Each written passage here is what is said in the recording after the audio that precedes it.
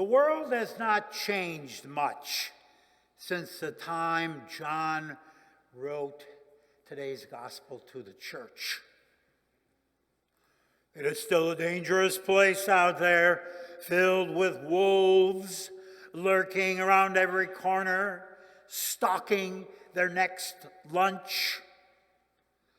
And so we have child protection policies to protect our little ones from predators.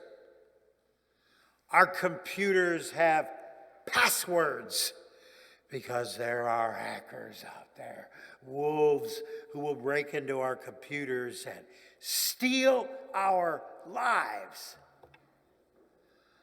Lights shine in parking lots and neighborhoods all night long because thieves, the wolves, hate the light and love the darkness. And as we listen or read about the daily news, it's often nothing more than a list of the wolves' latest victims. As a result, there is an equally endless list of hired hands, salesmen and women, hawkers and pitchmen, all offering us their wares, everyone seeking to make a deal, promising us a better life in exchange for what we can pay. Everyone is for sale. The problem is that the hired hands claim to care for us, but ultimately only care about their bottom line. Making a deal is about their survival, not really the survival of the sheep. For when the costs are too high, the snapping of wolves too close, they run away. Cutting their losses, they move on to another flock where they can offer their services for hire. For 15 years, I was a chaplain at a nursing home in Fort Wayne where the ads for the community said this: your loved ones will always have a home here. Every Thursday morning, I would lead a chapel service for the residents. And over that long period of time, I got close to many of them, and especially I remember Betty. Betty would never miss a service. Betty loved to sing. Betty could quote scripture. Betty always had someone for whom she wanted us to pray. The staff loved Betty. Betty was the life of the party. Then one Thursday, she was gone. And I was afraid she had died and no one had told me. The staff was evasive. Something was wrong.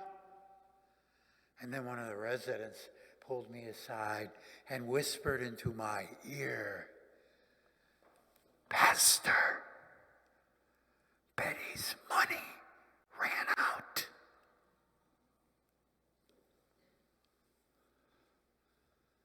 Her money ran out.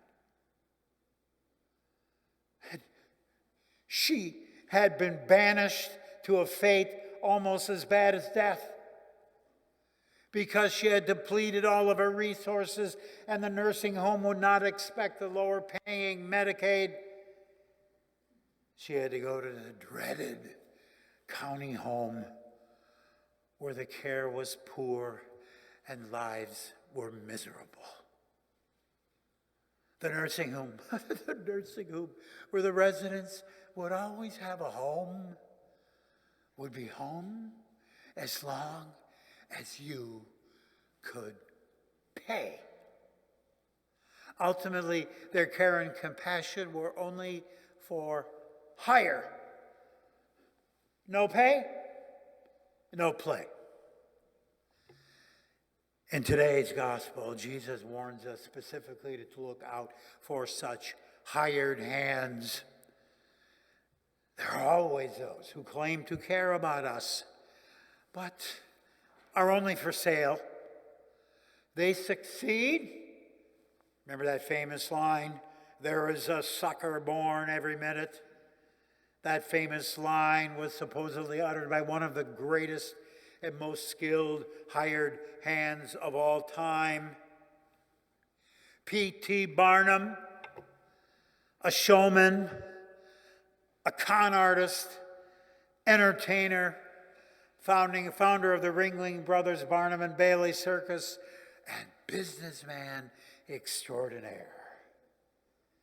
Like the suckers that P.T. Barnum scorned, we fall for the pitches of the latest huckster promising us a better deal. If we would only do this, then we will get that.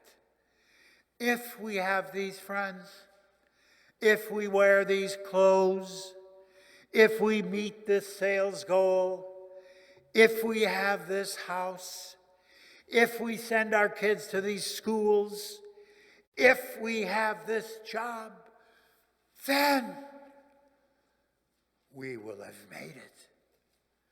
Then we will be somebody. Then we will be cool. Then we will belong. Then we will be saved. We live in a world filled with hired hands who pretend to be our shepherds, when in fact they are only hired hands who make promises they cannot keep. We get snookered every time we believe that if we had this, and you could just fill in the blank with the latest whatever, then all would be well. But there is never enough. There is always another mountain to climb.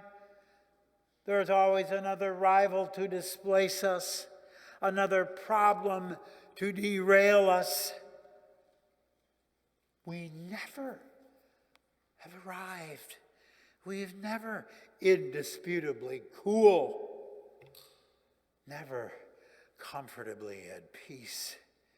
We are constantly restless, perpetually suspicious. Sometimes it even seems as though the church is for sale. Oh, I don't mean that where it's crass and commercial, as the church was at the time of Martin Luther. I mean, you remember that when the church was selling indulgences. Churches have learned not to be so blatantly commercial or transactional. But churches still know how to make a deal. Do you want to save your marriage, your job, your family, your soul? Well, then come and join us, and we will show you how. Of course, you've got to do your part.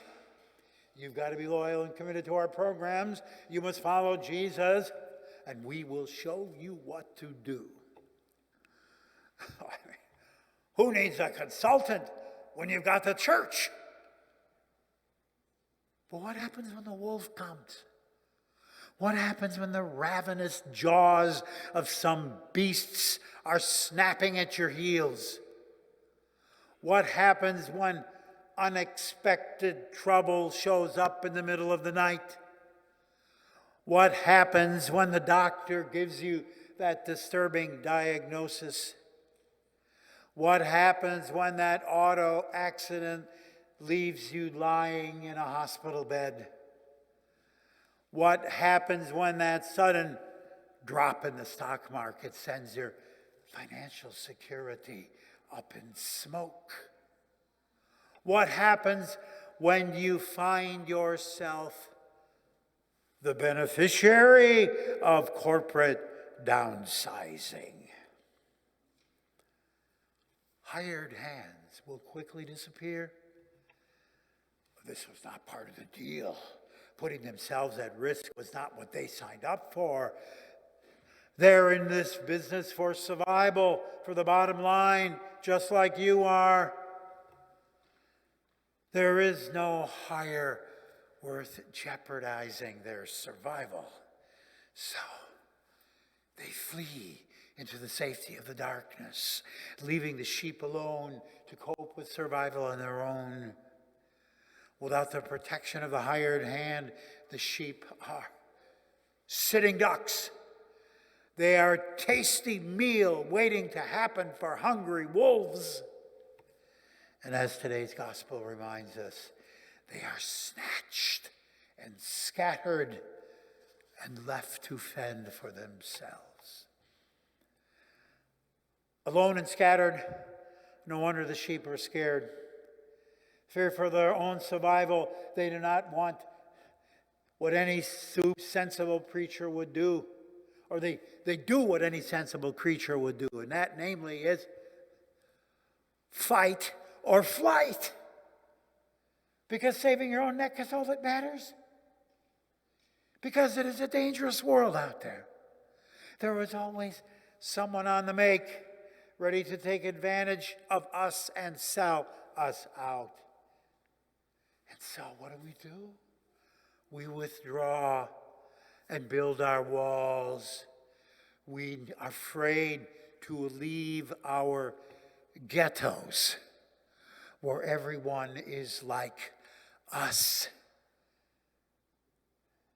And those we trust, the number grows smaller and smaller until there is no one left. Not even God. It's a lousy way to live life. We have been sold out by hired hands and by our own foolishness.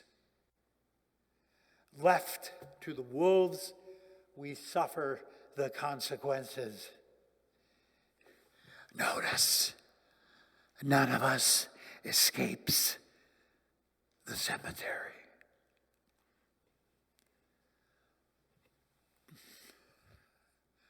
But there is the Good Shepherd who, unlike any hired hand, needs to make no deal. He has no bottom line to defend. He only cares about loving his sheep. Because true love is never for sale. True love is not for hire. True love is utterly selfless. True love never worries about what's in it for me. True love is willing to pay the price. True love is willing to give itself away, to pour itself out, utterly, totally, even unto death. All for the sake of the beloved. This is what this Good Shepherd, this shepherd with no ulterior motives or hidden agendas, did for his sheep. His sheep. He laid down his life for his sheep, even unto death on a cross. He was willing to stand up to the wolves and let himself be sacrificed, all for the sake of his sheep. What do we say? He buys. He redeems. He purchases the sheep, even at the cost of his own life on the cross. Just when the hired hands thought they had snookered another victim and the wolf thought he had his next lunch, God raises Jesus from the dead, delivering to his sheep what the hired hands could not do and chasing the wolves off into the countryside. This is truly the Good Shepherd. He is the real thing, the real deal, no imposter, no hired hand. In a world of disappointment and suspicion, where every hired hand seems fake, the Good Shepherd calls out our name. assuring us we have nothing to fear, no conditions to be met or deals to be made. We are safe in his flock. We can count on him who is not for sale and never stops promising in that familiar voice, like we heard on the cell phone. You are mine, always and forever. We are as sheep, and unlike all the hired hands of the world, this shepherd never sells us out. And hearing this assuring voice, trusting in his comforting promise, we live in a different world. Our lives change because the Good Shepherd is leading us. Because he speaks to us, we are confident, secure, at peace. We're free to come and go from the sheepfold, fearless and unafraid. No longer cynical or despairing, we are freed from our love of self to love the world. We seek to do our best when everyone else is only for hire. We genuinely care for others when everyone else is for sale.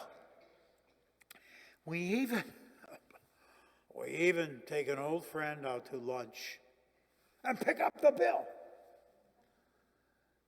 In a world grown hard and calculating, here we come, looking like dumb sheep, but trusting the promise of our Good Shepherd, caring for our neighbors, and looking out for the ignored and the forgotten.